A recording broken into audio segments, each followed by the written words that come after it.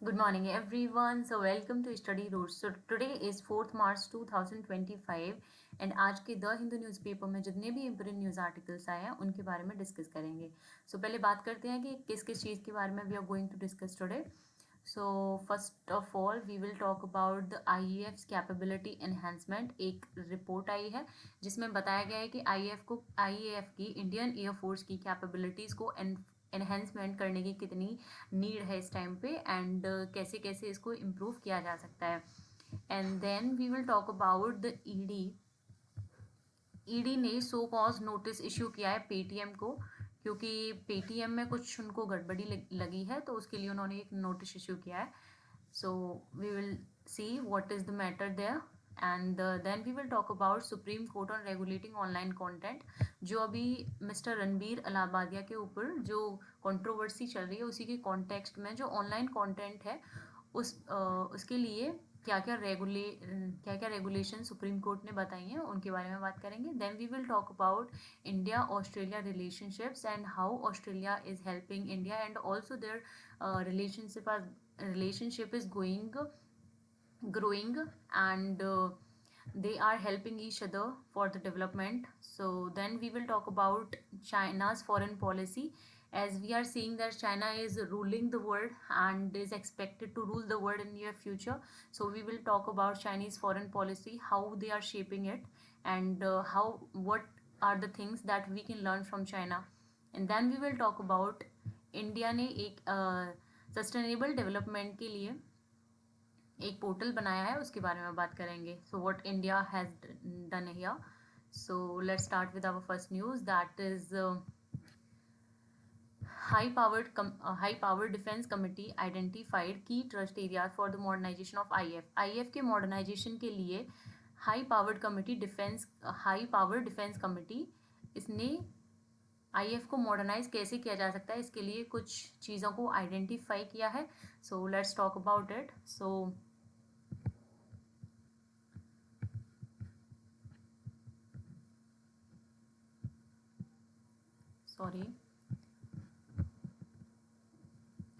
So the empowered committee for the capability enhancement of the IEF headed by the defense secretary, जो कि defence secretary head करते हैं इस committee को, that is the Rajesh Kumar Singh. उन्होंने identify किए हैं की एरियाज के कैसे कैसे आईएएफ को मॉडर्नाइज किया जा सकता है. सो इन दिस रिपोर्ट, इस रिपोर्ट में बताया गया है the IAF had listed priorities for the addressing the shortfall in the fighter jet number. पहली बात ये देखी गई है कि जो फाइटर जेट हैं उनमें शॉर्टफॉल, उनमें कमी आई है. सो उसके लिए we need to add 35 to 40 fighter jets annually to fill the gap को फिल करने के लिए हमें हर एक साल 35 to 40 फाइटर जेट्स एनुअली हमें प्रोड्यूस करने पड़ेंगे. So the recommendation will be looked at in a historical manner and government is open to take necessary measure and source added. The high powered committee, इस committee ने ये भी बताया है on the back of the huge delays in the fighter induction in the IEF amid rapid modernization effort by adversaries. IEF का modernisation नहीं हो पा रहा है इसीलिए क्योंकि डिलेज हो रही हैं चीज़ों को बनने में, कमी देरी आ रही है. So the report also underscore the need for impetus to enhance आत्मनिर्भरता. रिपोर्ट ने पहली बात क्या बताई है कि हमें फाइटर जेट्स को इंक्रीज करना है नंबर वाइज एंड आत्मनिर्भरता की ज़रूरत है डिफेंस फोर्सेस में in the aerospace domain with the private sector complementing the effort of defense public sector undertaking and the defense research development organization. ministry का statement है कि जो डीआरडीओ है वो एंड प्राइवेट सेक्टर्स को भी हमें इसमें इंक्लूड करना चाहिए जिससे कि जो नीड है उनको फुलफिल किया जा सके. So the defence minister appreciated the work of committee. जो कमिटी ये रिपोर्ट लेके आई है उस कमिटी की रिपोर्ट दैट जिसका नाम है हाई पावर डिफेंस कमिटी, ये एक रिपोर्ट लेके आई है. इस रिपोर्ट को डिफेंस मिनिस्टर ने अप्रिसिएट किया है and directed that the recommendation be followed up in the time bound manner. और इनको डायरेक्ट किया है कि रिकमेंडेशंस को समय के साथ साथ ही पूरा किया जाएगा. So indigenisation will be a key aspect. आत्मनिर्भरता की बात करती है ये. That is indigenisation with significant involvement in the private sector, and private sector को इंक्लूड किया करने की बात करती है to bring the efficiency and quickly ramp up the capacities, क्योंकि प्राइवेट सेक्टर की इफिशियंसी बहुत ही बढ़िया मानी जाती है, तो इसीलिए प्राइवेट सेक्टर को कुछ शेयर्स देने चाहिए इसमें. सो and quickly ramp up the capacity. Sources stated during the measure needed in near short term will be time bound. So the committee was formed on the directions of the defense minister to holistically examine all issues. Defence minister की directions पे ये committee form हुई थी. सारे जितने भी issues आ रहे हैं आईएएफ की मॉडर्नाइजेशन को लेके, उनको कैसे सॉल्यूशन उनका किया जा सकता है, and prepared a clear plan for the action. जिसने एक प्लान बना के तैयार किया. It was chaired by the defence secretary. इसके जो चेयरमैन है he is defence secretary with vice chairman of the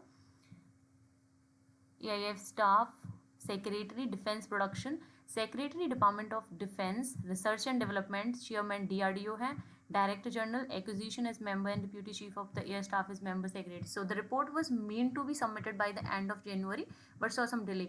report जनवरी तक सबमिट हो जानी चाहिए थी, लेकिन अब ये मार्च में सबमिट हो रही है. सो रिपोर्ट सबमिशन में भी डिले आया है. The IAF is currently at 31 fighter squadron as against the section's strength of 42.5, while deliveries of the light combat aircraft MK-1A were delayed. और जो light combat aircraft की जो डिलीवरी थी, that is the aircraft MK-1A, उनमें भी कम देरी आई है. So why there is delays in everything? Can you see the common thing here? That is the delayed. तो several of the existing fighter jets such as, जो कि existing fighter jets हैं जैसे कि Jaguar, MiG-29, UPG and Mirage 2000 will also be phased out by the end of this decade. और इस decades के साथ ये भी फेस्ड आउट हो जाएंगे. सो हमें नए फाइटर जेट्स की नीड है. So the bigger and more capable, एक जो बिगर एंड मोर कैपेबल है that is the LCA MK2 is under development. अभी LCA MK2 अंडर डेवलपमेंट चल रहा है, ये बन के तैयार होगा. while the advancement medium combat aircraft, जो एडवांस्ड मीडियम कॉम्बैट एयरक्राफ्ट है, the countries 5th generation that, जो कि कंट्री का 5th जनरेशन जेट बनने जा रहा है, is at least a decade away. अभी 10 साल बाद बन के तैयार होगा ये. So the IAF is must add 35 to 40 fighter jets every year to fill the shortage in the numbers, Air Chief Marshal ने बोला है ये. He added that Hindustan Aeronautical Limited had promised to produce 24 Tejas Mark 1A jet next year. और Hindustan Aeronautical Limited जो company है, उन्होंने promise किया है कि they are going to produce 24 Tejas Mark 1A jet for the next, अगले साल तक वो ये तैयार करके दे देंगे. So this is the important news about the IAF modernization. So yeah, we have talked about that all. So let's start with our second news. Let's focus on it. So the second news is Paytm's parent जो company है, firm है, उसको ED का notice मिला है. क्यों मिला है ईडी का नोटिस? क्योंकि उसने फेमा को ब्रीच किया है. So what is the issue? Let's discuss. So the ED has issued a so-called notice to 197 Communication Limited, जो कि पेटीएम की पेरेंट कंपनी है. उसको एक नोटिस मिला है. It's managing director and others for एली contravention of the provision of the FEMA act, that is the foreign exchange management act. इनमें कुछ उनको गड़बड़ी लगी है, जो कि 611 करोड़ रुपए की गड़बड़ी इसमें लगी है. उसके लिए ईडी ने इनको नोटिस भेजा है. So we are working toward resolving the matter in accordance with the applicable laws and regulatory process. ED ने बोला है they are working towards it. We remain committed to strengthening process in adherence and upholding the highest standard of compliance and governance. of Paytm spokesperson said, Paytm के spokesperson ने बोला है कि वो अपनी कमिटमेंट पे काम कर रहे हैं, एंड जो ये ईडी ने नोटिस भेजा है उसके लिए वो they will search about it. What is the matter? So the so-called notice has been issued by the Special Director of Enforcement to Paytm flagship company. So yeah, this is the news. We have covered all the important things here. So if you want to read in the detail, so read these things which are written here. So the next news is very much important, that is Supreme Court seeks regulatory steps against vulgarity online. अभी जो mister Ranbir Allahbadia पे controversy चली थी, उसके लिए supreme court ने क्या बोला है. So bench call for the measures to ensure programs there to non moral students without censorship allows Allahbadia to resume podcast. और अलाहाबादिया को अलाउ कर दिया है सुप्रीम कोर्ट ने कि he can resume the podcast subject to maintaining morality and decency. अगर वो morality and decency के कॉन्सेप्ट को फॉलो करते हैं तो they can restart his podcast. So what the Supreme Court has said. So Solicitor General of Supreme Court, that is he is Tushar Mehta, appearing for the center to suggest regulatory measures. उन्होंने regulatory measures suggest किए हैं to rein in the use of the filthy language and vulgarity which passes off as the humor in the program on stream online. जो online stream programme होते हैं उनमें जो humour की तरह वल्गैरिटी को प्रमोट किया जाता है, उसके लिए कुछ रेगुलेटरी मेजर्स होने चाहिए, ऐसा उन्होंने बोला है. So a bench headed by the justice Suryakant said, जो एक बेंच है सूर्यकांत सर ने हेड की है, उन्होंने बोला है that there was a clear divide between humor and perversity. सो उन्होंने बोला है कि यहाँ पे क्लियर डिवाइड है अगर आप ह्यूमर की बात करते हो एंड परवर्सिटी की बात करते हो.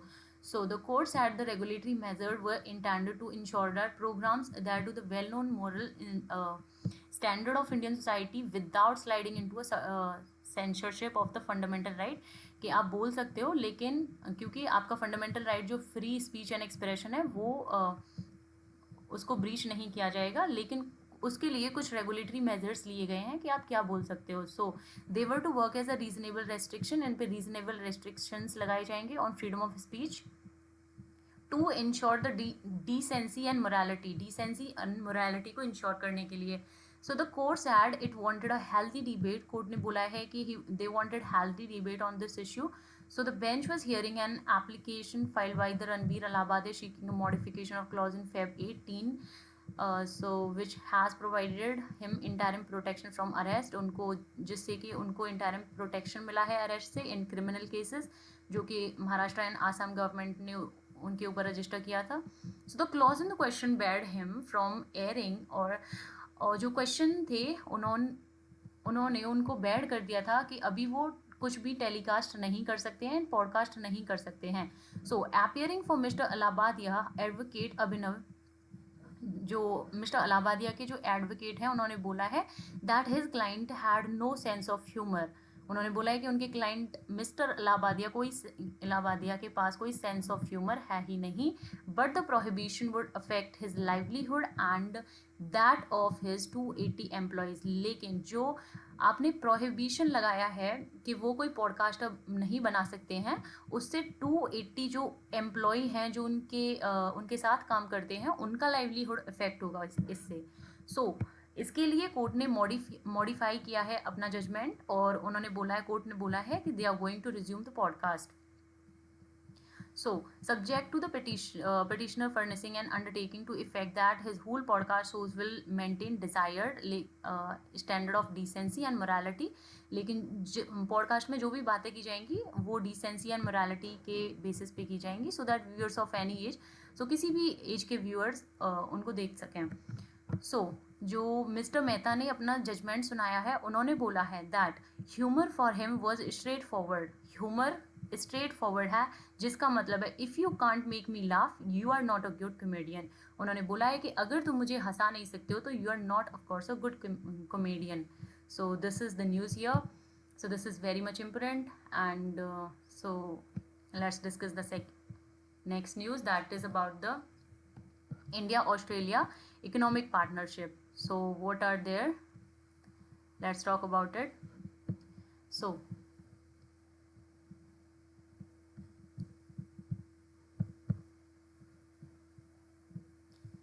the Australian believe in India. We believe that India has a bright future economically. उन्होंने बोला है कि economically इंडिया का bright future है. This is a editorial जो कि फिलिप ग्रीन सर ने लिखा है, जो कि ऑस्ट्रेलिया के हाई कमिश्नर हैं. So we believe that it would be the third biggest economy in the world by 2030 तक ये India is going to be the world's third largest economy, and we believe that India warrants greater political influence as its economy grows, and political influence भी, globally political influence भी India का increase हो रहा है. That is why we back India's claim for a seat in the, इसीलिए जो UNSC में India की सीट को सपोर्ट किया है ऑस्ट्रेलिया ने. सो उन्होंने ये भी बोला है, we also believe that Australia is a natural partner for India's growth because our economies are complementary. उन्होंने बोला है कि इंडिया एंड ऑस्ट्रेलिया की जो इकोनॉमीज हैं they are complementary. We produce the thing India needs and vice versa. मतलब जिन चीज़ों की इंडिया को ज़रूरत होती है वो ऑस्ट्रेलिया प्रोड्यूस करता है, जिन चीज़ों की ऑस्ट्रेलिया को नीड होती है वो इंडिया प्रोड्यूस करता है. This is the thing here. So because we are strategically aligned and because we are neighbour just across the Indian Ocean, and उन दोनों के सेम इंटरेस्ट हैं around the Indian Ocean. So the new road map निकाला है उन्होंने, new road map suggest किया है कि कैसे उनकी टाइज होनी चाहिए. So for these relations Australian PM, जो ऑस्ट्रेलिया के पीएम हैं Anthony Albanese, last week personally launch the new road map for Australia's economic engagement with India. Personally Australia के प्रेसिडेंट ने नया road map, economic road map introduce किया है India के साथ. So the road map sets out how Australia can contribute to and benefit from, and he said that how India कैसे benefit ले सकता है ऑस्ट्रेलिया से. India phenomenal growth, put simply the road map shows that Australia believe in the Indian growth narrative. Australia ने ये भी बोला है दे बिलीव इन द, जो इंडिया ग्रो कर रहा है उस नैरेटिव में वो बिलीव करते हैं.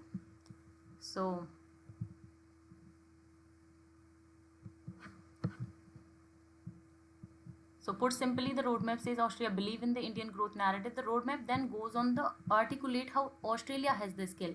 And उन्होंने ये भी बताया कि ऑस्ट्रेलिया कैसे हेल्प कर सकता है इंडिया की ग्रो करने में.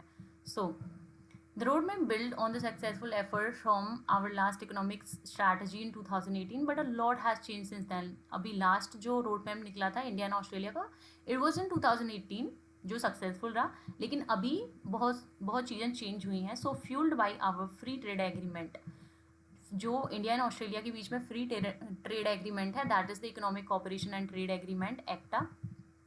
The India Australia relationship has grown at the high end of our expectation. जितनी हमारी एक्सपेक्टेशन थी उससे कई ज़्यादा इंडिया ऑस्ट्रेलिया के रिलेशनशिप इम्प्रूव हुए हैं. Take this one telling statistics, जो कि डेटा बताता है India export to the world have grown by 35% in the last 5 year. Not bad. India जो एक्सपोर्ट करता है वर्ल्ड वाइड वो 35% इंक्रीज हुआ है. But India export to Australia, लेकिन जो इंडिया ऑस्ट्रेलिया को एक्सपोर्ट करता है that grown by 66%. That is the huge number. So nearly, जो कि ट्वाइस है all over the world. So we can see from this data that Australia is the huge market for India. So this is because India is growing in ways that are complementary to Australia's own economy. जो Australia की economy को ज़रूरत है वो India grow कर रहा है, and India चीज़ें बना रहा है एंड ऑस्ट्रेलिया को एक्सपोर्ट कर रहा है. So Australia produces the things that India will need for the next chapter of its growth. So the energy to power the Indian economy, the resources including critical mineral. अब जैसे कि अभी India को need है critical minerals की to power India's manufacturing drive, जो कि India की जो मैन्युफैक्चरिंग ड्राइव को पावर देगी, and the training capabilities that India need to skill up the next generation of Indian professional and workers. India को ज़रूरत है कि जो नेक्स्ट जनरेशन के जो प्रोफेशनल हैं उनको स्किल अप कैसे किया जाएगा. So the road map charts the next phase of our partnership, the showcase how Australia can be part of India's economic story. And ये बताता है कि ऑस्ट्रेलिया इंडिया की इकोनॉमिक स्टोरी का कैसे पार्ट बन सकता है. इट आइडेंटिफाई 4 सेक्टर, ये 4 सेक्टर्स के बारे में बात करता है. Those are the super highways of growth, where the Australian-India partnership is most prospective. Those super highways of growth are, जो 4 super highways of growth Australia ने सजेस्ट किए हैं, they are clean energy, education, skill and agribusiness and tourism. So these are the 4 sector. That is clean energy, so these are very much important. You can focus on this, that are clean energy, education and skill, agri business and tourism. These are the 4 sectors जिन पे India and Australia कि future relationship will start. So the roadmap also describe another 7 major economic road and 7 नए major economic routes भी describe किए हैं इन्होंने. That is 7 major economic roadmaps to mutual prosperity and investment के लिए. These are tech, sport, culture, the art and resources हैं उसके लिए. Art resources, defense, space and health. These are the 7 major economic roads जो कि India and Australia के बीच में. These are complementary to each other. So these are the field in which our complementary capabilities can be most naturally leveraged. In framing our partnership, we are listening closely to India's ambition. India के ambition पे खरा उतर रहा है Australia. A great example is India's ambition for manufacturing electric vehicle. अगर हम example की बात करें तो EV का example हम ले सकते हैं. कैसे? So when India's Prime Minister Narendra Modi talks about the number of EV growing 8-fold in India by 2030, Mr. Modi ji ने कोट किया था कि इंडिया के जो EV हैं they are going to grow 8-fold by 2030. So this data is important. You need to take care about this data. PM Modi ji ने अभी बोला था कि जो इंडिया के जो इलेक्ट्रिक व्हीकल हैं they are going to grow 8-fold by 2030. So Australia responds that we have the critical mineral and raw earth metals to realize that goal. और इस गोल को जो मोदी जी ने बोला था इसको रियलिटी बनाने के लिए we have the minerals. Australia has the minerals. So they are complementary to each other. So Australia is the largest lithium producer in the world. This is again data. This is important. Australia largest lithium producer है world में and has the world's second largest reserve. and world के second largest reserve हैं निकल and cobalt के. that is in Australia. So जिन चीज़ों की India को need है वो ऑस्ट्रेलिया के पास है. So support for India's skill need. India की स्किल नीड को भी सपोर्ट कर सकता है ऑस्ट्रेलिया. हाउ?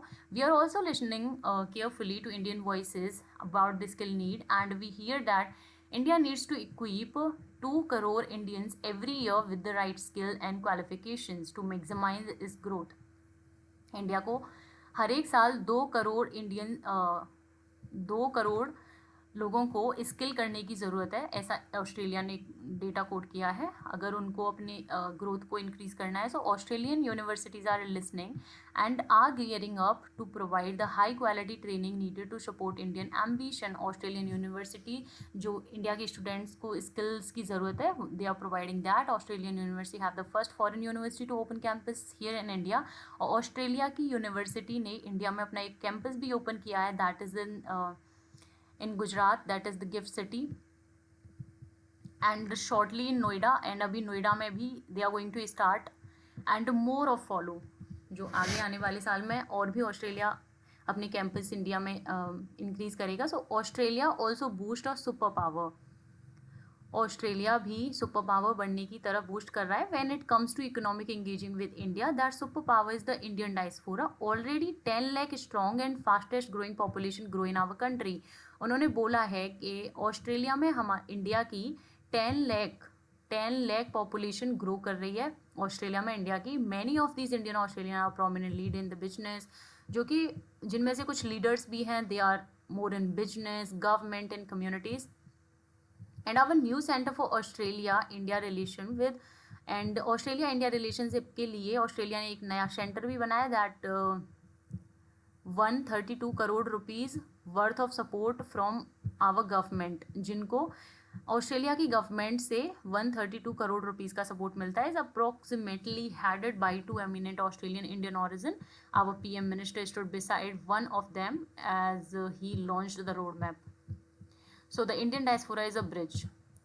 सो इंडिया का जो डायस्पोरा है वो ब्रिज की तरह काम करता है इंडिया ऑस्ट्रेलिया के रिलेशनशिप के बीच में. So how? Let's understand.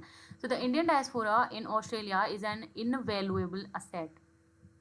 Indian Australian deepen our understanding of each other. एक दूसरे की अंडरस्टैंडिंग है इंडिया ऑस्ट्रेलियंस के बीच में. एंड स्पार्क बिजनेस अपॉर्चुनिटीज़ और बिजनेस अपॉर्चुनिटीज़ को बढ़ाते हैं. Because our government understand the value of the human bridge. क्योंकि ऑस्ट्रेलियन गवर्नमेंट ह्यूमन ब्रिज की वैल्यू को अंडरस्टैंड करती है. जैसा कि मोदी जी ने भी बोला था, we are investing around 22 crore rupees into our hugely successful Maitri grant program, and they are making successful the Maitri Grants program. So this program works to maximize the potential of our diaspora link, जो कि Australia के diaspora link को increase करती है. So the roadmap signal to Australian business that they should look for the further opportunities, and Australia के businessmen को opportunities दिखनी चाहिए इंडिया में. As they do that, it becomes even more important that we progress our comprehensive, जिससे कि जो India and Australia के बीच में एग्रीमेंट है, that is the comprehensive economic cooperation agreement. So it will improve building a higher platform for the next stage of our economic partnership. So as the Australian Prime Minister says, Australia's relationship with India is stronger. Australia की prime minister बोलते हैं कि जो Australia की relationship हैं India के साथ वो स्ट्रॉन्गर होंगे इससे एंड डीपन होंगे. So but there is much more to come, लेकिन आने वाले टाइम में अभी और चीज़ें आने वाली हैं. What is the truly exciting is the sheer scale of the opportunities in the near future. If we get things right in the present, this with this roadmap the way ahead looks a lot clearer. So जिससे कि आगे का roadmap बहुत clearly will be shown here. So this is the important news that Australia is interested to invest in India, and also they are interested to improving its increasing its relationship with India. So this is a good news. So also share your views in the comments down about this news. So the next news is also very much important, that is how is China's foreign policy structured, and हमको China से क्या क्या सीखना चाहिए. So China की foreign policy के बारे में बात करते हैं. So let's start.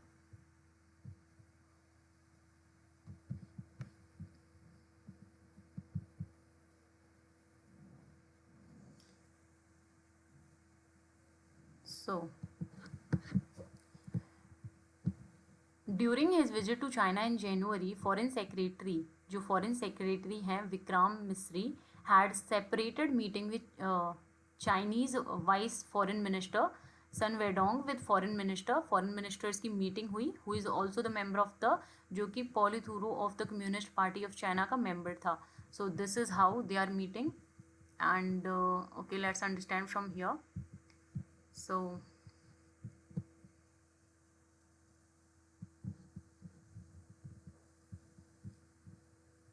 या सो China's foreign policy structure, China की फॉरेन पॉलिसी का स्ट्रक्चर क्या है. सो एक इनकी मेन डिसीजन मेकिंग बॉडीज़ हैं, जैसे कि politburo standing committee set overall policy direction, जो कि जितने भी पॉलिसी डायरेक्शंस हैं इनको बनाती है ये. And then there is a foreign affair commission, एक फॉरेन अफेयर कमीशन है, हैंडल्स पॉलिसी कोऑर्डिनेशन, जो कि पॉलिसी कोऑर्डिनेशन को हैंडल करता है, इंटर डिपार्टमेंटल कम्युनिकेशंस को करता है, डिसीजन मेकिंग्स पे फोकस करता है, जिसके हेड हैं president Xi Jinping and deputy head हैं ली क्वाइंग, एंड ऑफिस मैनेज होती है वाइंगी में. And then the second one is role of the international department of the CPC, and there is a CPC again next body. So leads of CPC is diplomatic outreach to over 150 countries. जो leads हैं वो CPC diplomatic department के, they are over 150 countries. 150 countries के साथ उनकी connections हैं. Engage with political parties, जो कि वहाँ की पॉलिटिकल पार्टीज़ के साथ इंगेज होते हैं, and they understand the international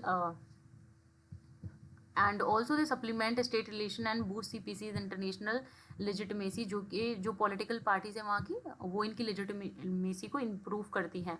And also that is the CPC's role. They conduct research and maintain contact through the regional bureaucrats. Regional bureaus के साथ वो contact maintain करते हैं and research करते हैं.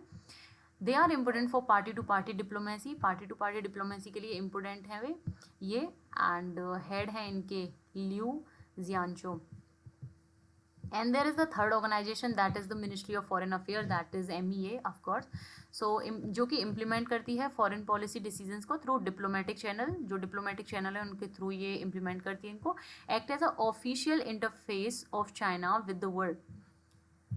And this is the official, that is MFA is the official interface है China का over the worldwide.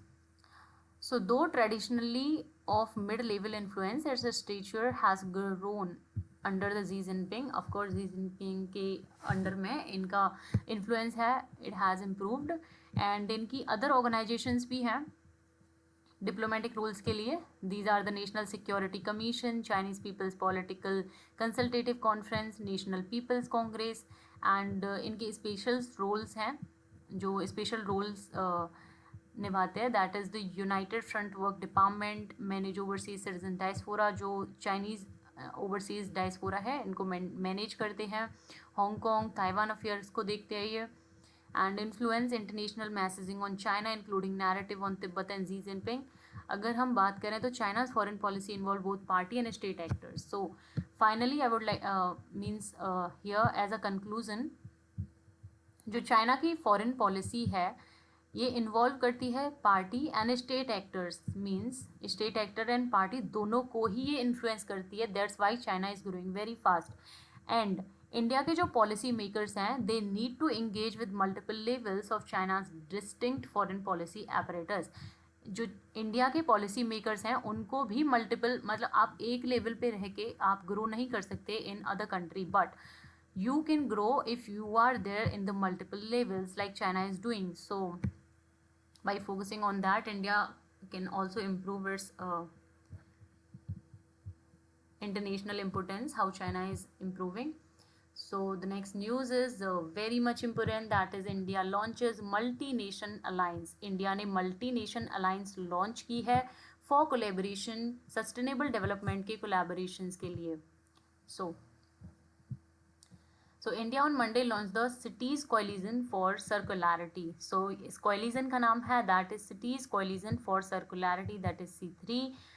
It is a multinational alliance for city to city collaboration. ये multinational alliance है, means different nation से city collaboration होगी, इससे knowledge sharing होगी and private sector partnership. Private sector में जो partnership होगी वो भी इसके through हो जाएगी. That is the coalition for city. Coalition for Circularity, जो कि city to city है at the international level. So this forum would provide a critical platform for policy makers. ये एक प्लेटफॉर्म प्रोवाइड करेगी पॉलिसी मेकर्स के लिए, industry leaders के लिए एंड रिसर्चर्स, डेवलपमेंट पार्टनर्स के लिए, जो कि अपने आइडियाज़ को डिस्कस कर सकते हैं, इम्प्लीमेंट कर सकते हैं सस्टेनेबल सॉल्यूशंस के लिए for waste management.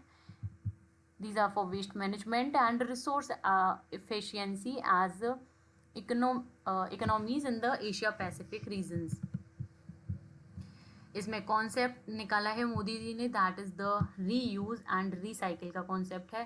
PM Narendra Modi in a special written message to delegate at the launch said India follows and strongly advocate the P, means India P पे फोकस करता है. So what is the meaning of P here, that is the pro planet people, that is 3P concept. Approach and highlighted the role of 3R, and 3R के rule की importance को बताते हैं Modi ji, that is reduce, reuse and recycle and circular economy principle in development and resource efficiency. He also mentioned that India has always been more than willing to share its experiences and learning to its journey toward creating a circular economy. Circular economy पे India अभी grow कर रहा है. We propose that a working group of members nations be formed after this forum to finalize the coalition's structure and operation framework, उन्होंने बोला है. So a key memorandum of understanding, एक MOU sign होगा for the cities 2.0 was also signed at the launch event at Jaipur. ये जयपुर में हुई है, अभी जयपुर में साइन किया है मोदी जी ने इसको, जिसका नाम है coalition for the circularity, that is C3. So environmental issues को देखेगी, it will take care of environmental issues and work for the sustainable development. So the regional 3R and circular economy forum in Asia and the Pacific was launched in 2009. अभी Asia Pacific में 2009 में ही circular economy का concept launch हो चुका था. तो what is the circular economy here? That is the means आप economy को ग्रो करो लेकिन आप सस्टेनेबल डेवलपमेंट के साथ. ठीक है, it should be sustainable. So it will promote It promoted the sustainable waste management and resource efficiency and circular economy principle across the region, recognizing the environmental challenges. जो भी environmental challenges हैं उनको recognize करती है. Posed by the rapid economic growth, resource depletion and rising waste generation, the forum has served as a key platform. ये forum key platform की तरह काम करेगी for the policy dialogue and capacity building के लिए. A major milestone was the adoption of the Hanoi 3R Declaration 2013 to 2023 में जो Hanoi declaration हुई थी, that was the major milestone here, which outline 33 voluntary goal for shifting toward a more resource efficient and circular economy के लिए shift करने के लिए it gave the goals. These are the voluntary. So this is the news. India ने बहुत ही अच्छा step लिया है, जो कि इंडिया ने एक मल्टी नेशन अलायंस लॉन्च की है जिसका नाम है coalition for circularity, that is the C3 for the sustainable development. So this is important news, and also share your views in the comments down about this. And so with this we come to the end of our newspaper analysis. So thanks for watching. If you found this helpful, don't forget to like, share and subscribe to Study Roots, and share your views in the comments down. See you in the next video. Till then, keep learning and stay informed. Thank you.